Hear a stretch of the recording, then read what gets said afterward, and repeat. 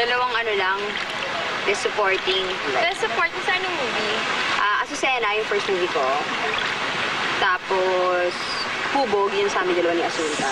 Yung prong-prong ako doon. Nanalo ako doon. Meron akong isang ano lang, nung napunta ako ng LA dati, meron ako inattenda na film fest. May isang parang Pinoy community doon.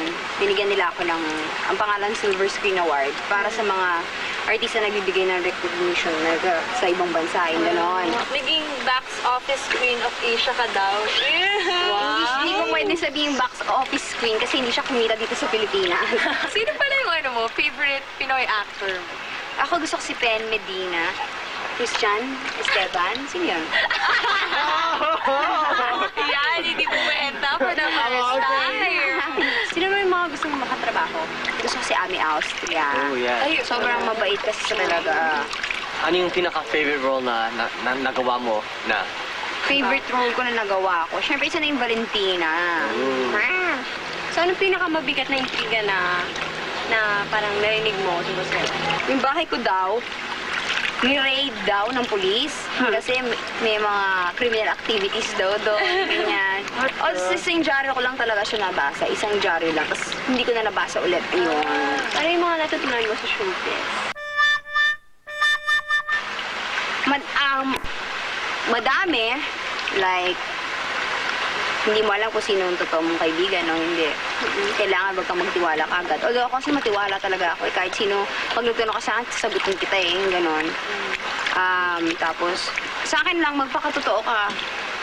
Kasi, para sa akin, yun ang role model eh. Hindi yung pasweet ka ng pasweet, tapos wala naman. So, anong balak mo after showbiz?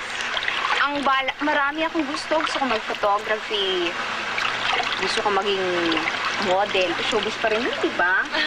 Dati gusto ko preschool teacher. Thank you very much. Sumi muna tayo. Suming! Okay, kayo muna! Okay, ikaw na. Dali. Halika. Ano, dive together lahat tayo? Hindi, ikaw lang. Hindi ko puro O, sige.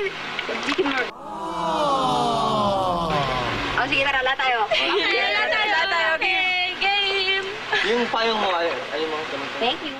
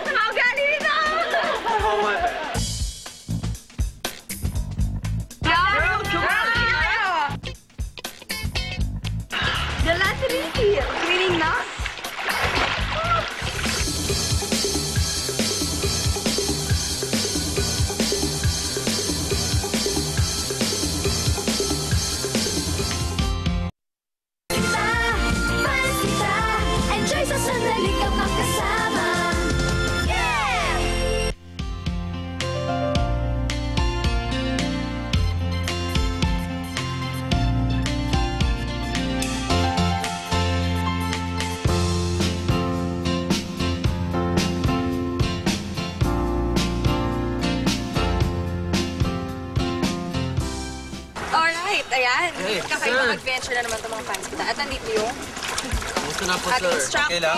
Buti naman.